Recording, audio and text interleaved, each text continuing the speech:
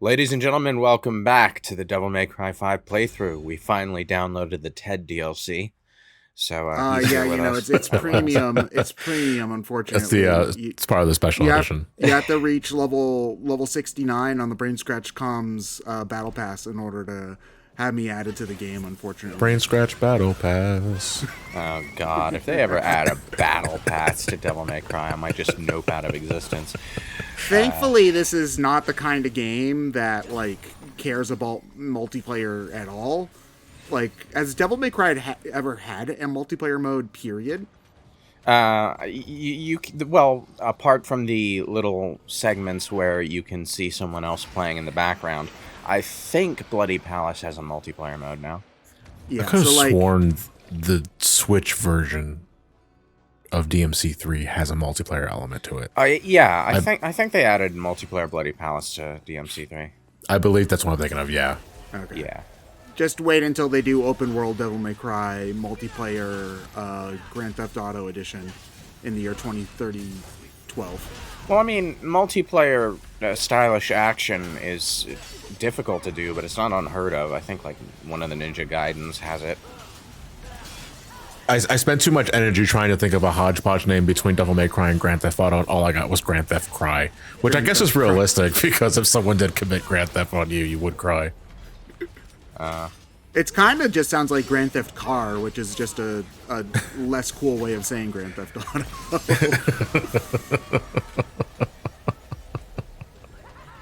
I mean, you'd be more likely to see this kind of combat system in a fighting game, I would think, than like a... I mean, Virgil was pretty busted in Marvel vs. Capcom 3, so... Oh, that is true, yeah. It's like Virgil, Zero, Doctor Doom is like the try-hard combination in Marvel vs. Capcom. Or am I thinking... No, Doctor Doom is the child character in Marvel vs. Capcom 2, where you foot dive people to death over and over again. That just sounds like M. Bison when he's playing against you in arcade mode. Ugh. Probably, yeah. Which M. Bison? I think this is an important specification. I remember playing Street Fighter 2 and getting homing attacked foot stomped so many goddamn times. Do you think if M. Bison misses, he spins in circles around you like Sonic does? I don't know. He never misses.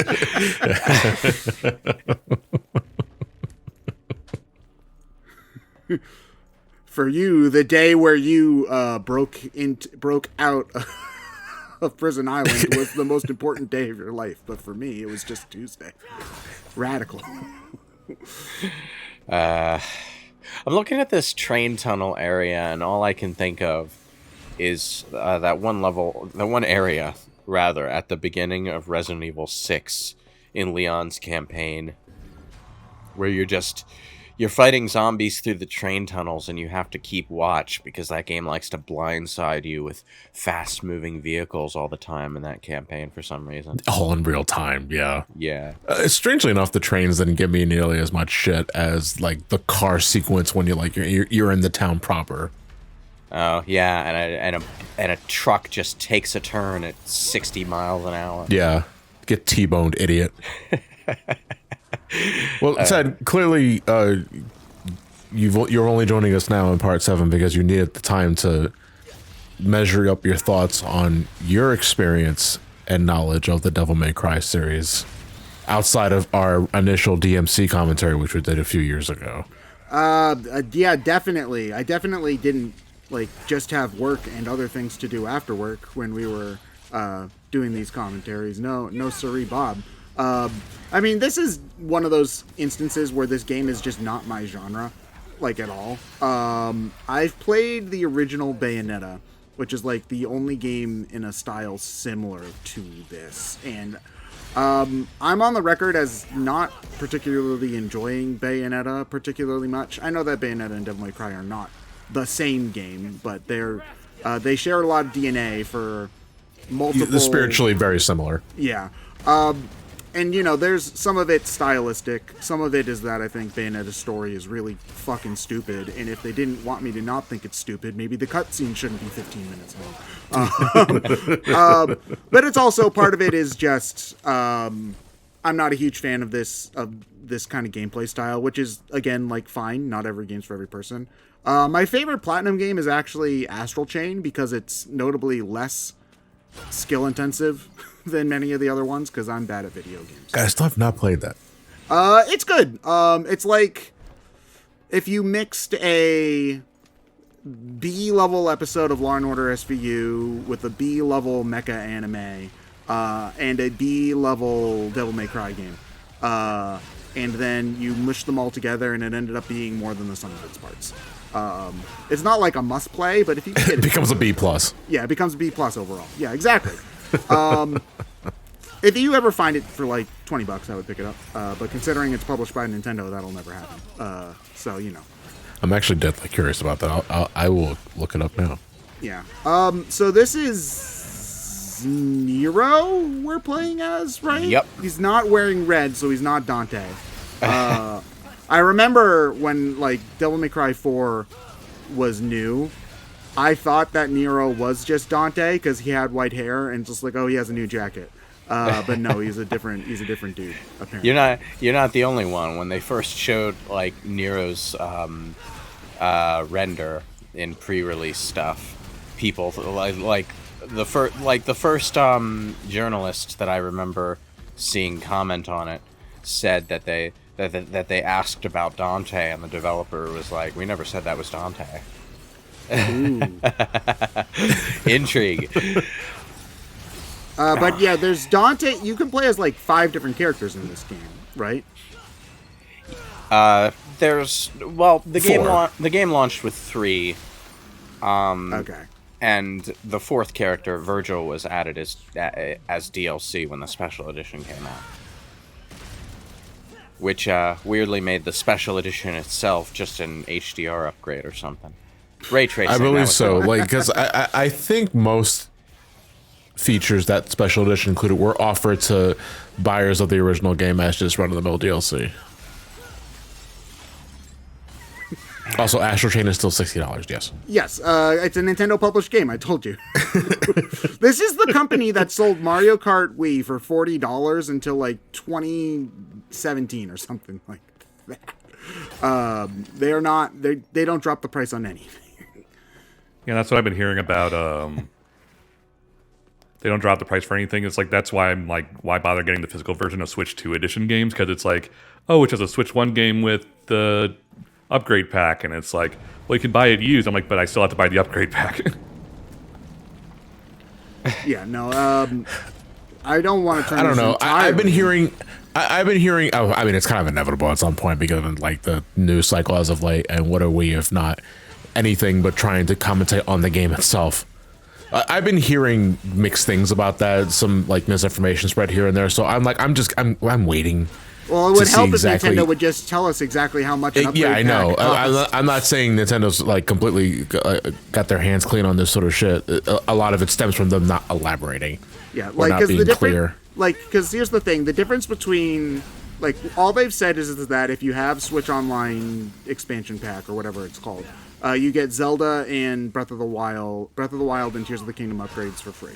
Is all that they've said. But like otherwise, like the difference between me paying $15 for the upgrade to Kirby and paying $30 for the upgrade to Kirby is a big one, and knowing Nintendo, I feel like it might be $30. For clarification, they stated that if you have already the original Switch version of a game and you would like to play an enhanced Switch 2 version of it, that requires you to purchase what they classify as an upgrade pack. For some games, because of course because Nintendo can't be freaking clear on anything. Like, and again, this is where all the confusion stems from, because like some games I believe are exempt if you have the expansion pass. Yeah, so, which to me would only make more sense if you just let us upgrade all the games if we had the expansion pass, because it's a yearly subscription. Like, yeah, no, but it's not even just that. Like they said, like Pokemon Scarlet and Violet will get a performance boost on Switch 2 without an upgrade pack. So it's like, oh boy, yeah. This is I love, it's just one thing I missed about Nintendo in the 2010s was how freaking confusing everything had to be about the different. Because when it was announced that the Switch 2, by proxy of it just being called Switch 2, was not going to suffer the same issue that the Wii U had, because everyone knows clear cut this is the next console. It is a sequel to the Switch. But then they go and fucking muck up the waters with their stupid ass upgrade pack shit. I don't get it. They're honestly extremely lucky that all the new games look very, very, very good. Because otherwise, I would not be like. They're very lucky that Donkey Kong and Mario Kart both look spectacular, and Metroid too.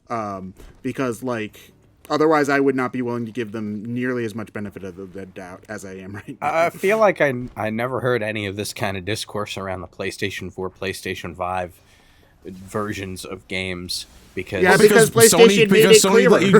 Sony let you upgrade for free. Yeah. And I'm like, why aren't you guys just doing that? Wait, did we just pick up bananas? Monkey business. Nero's looking forward to Donkey Kong and Bonanza too.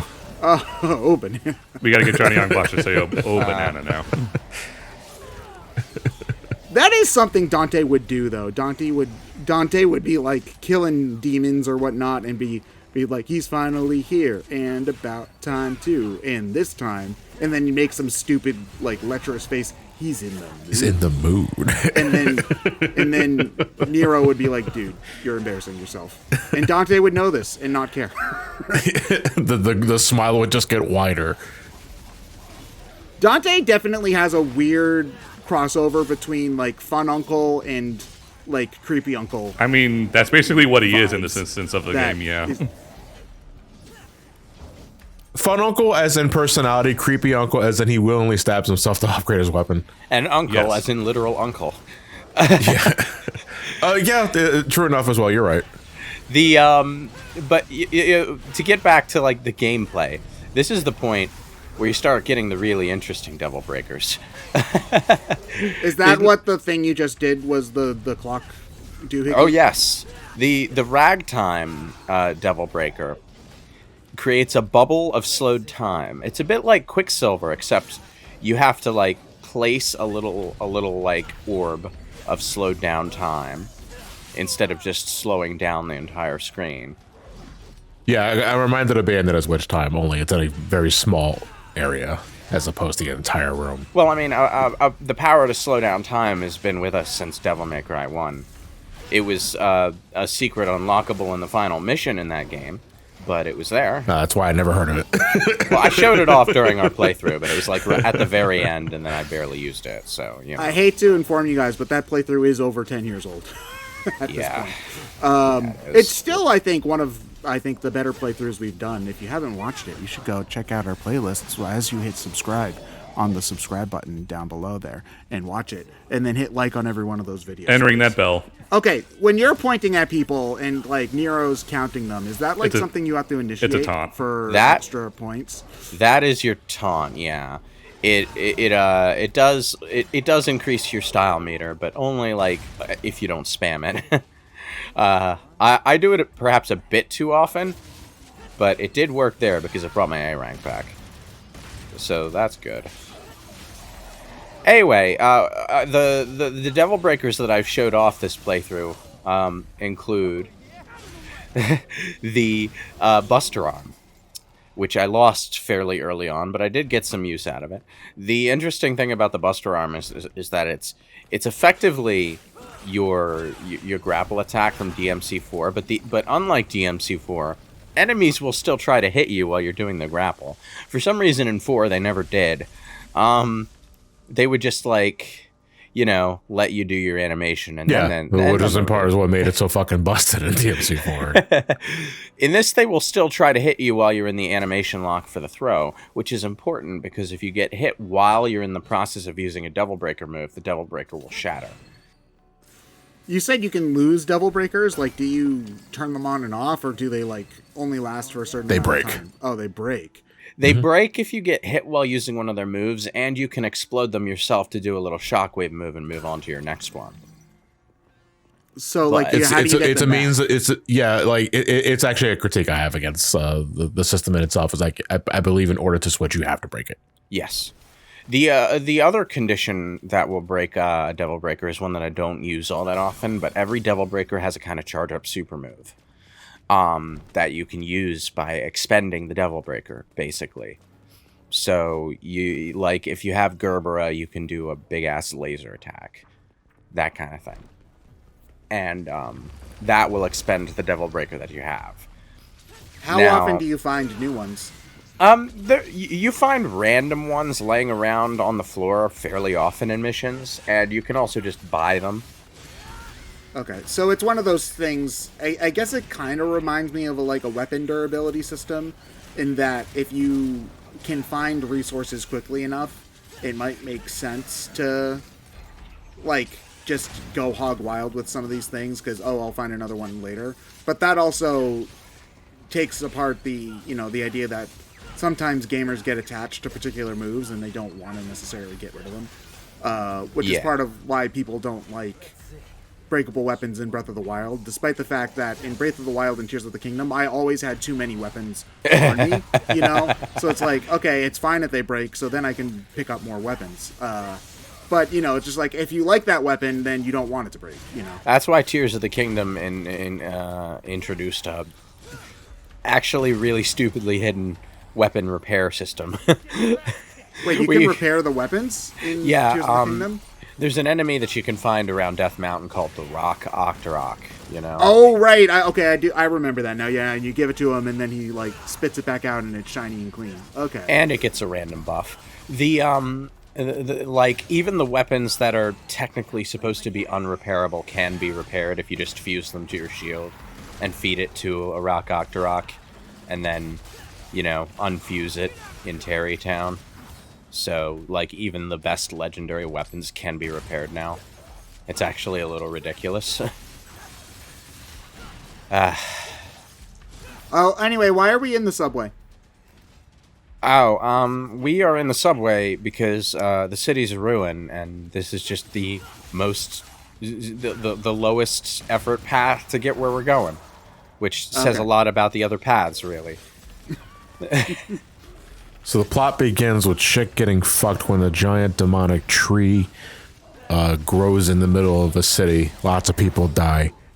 And then we see our heroes trying to fend off the master of the tree, Urizen.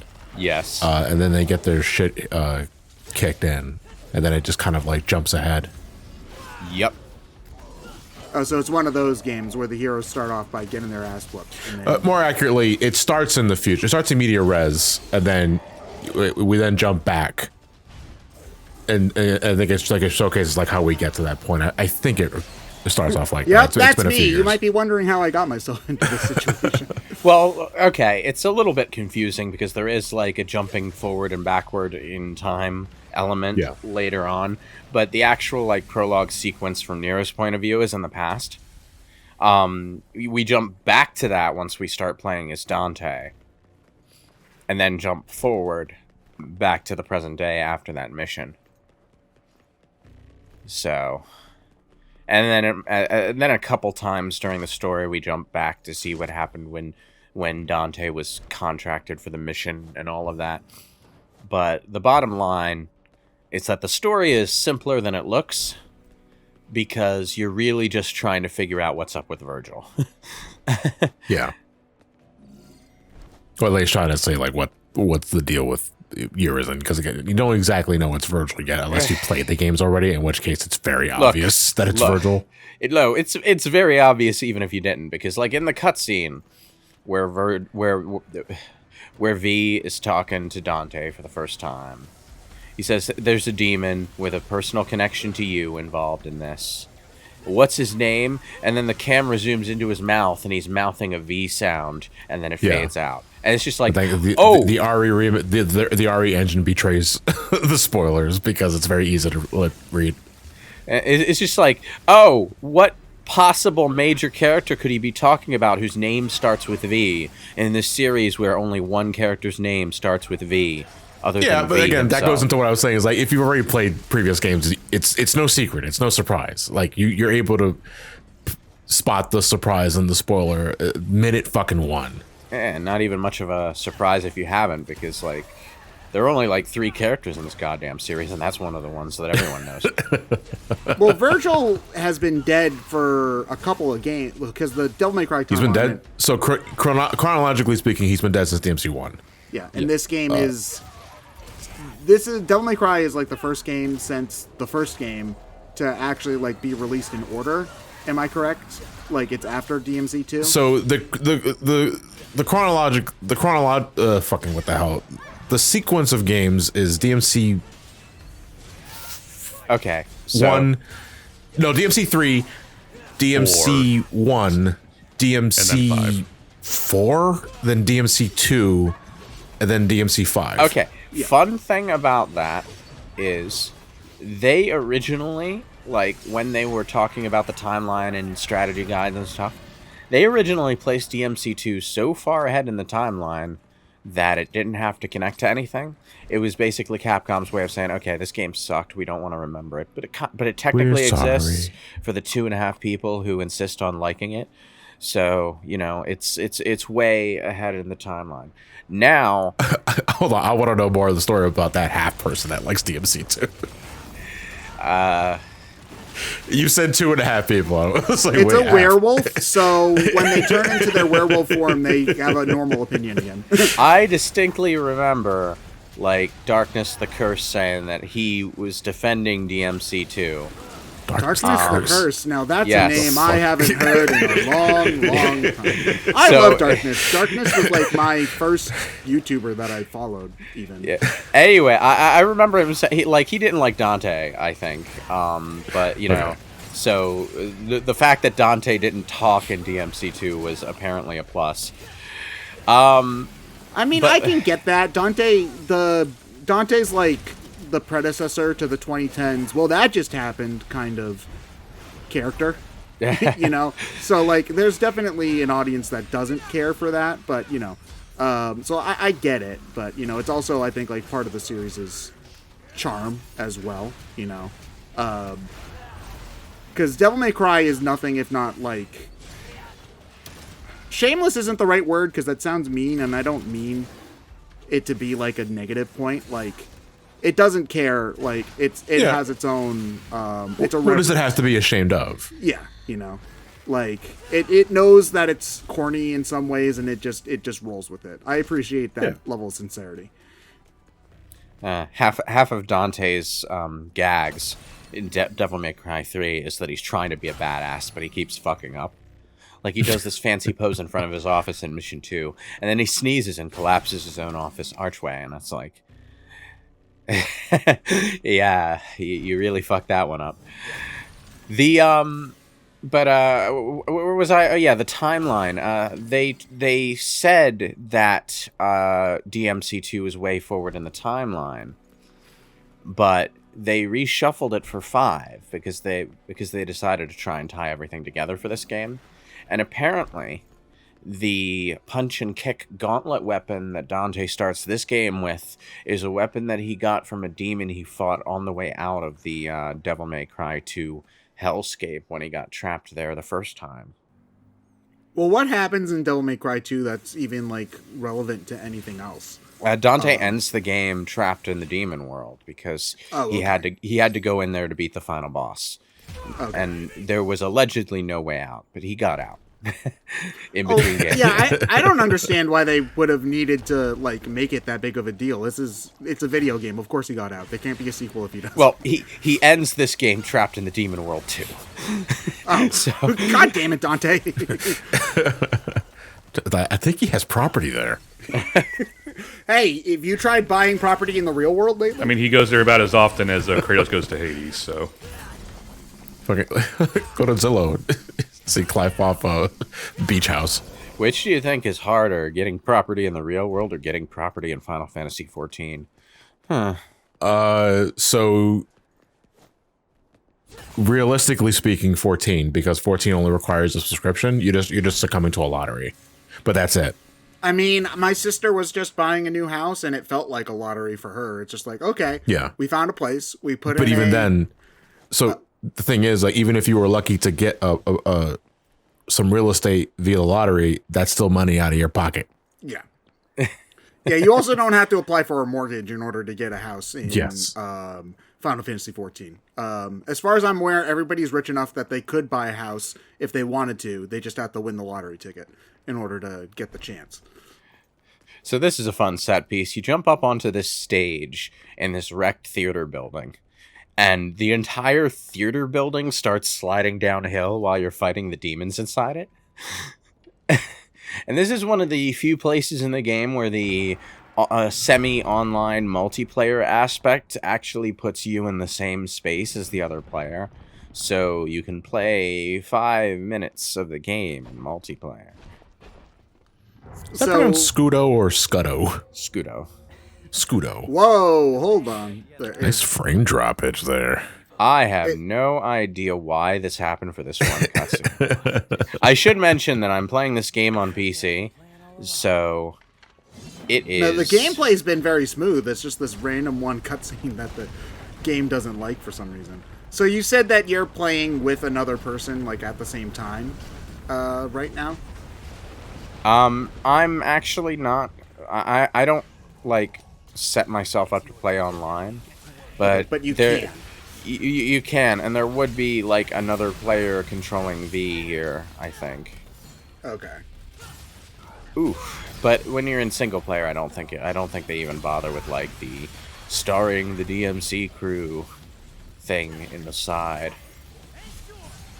I think it just, like, AI controls V, which is fine. I mean, AI controlled V isn't much less competent than player controlled V, to be honest. He's a bit difficult.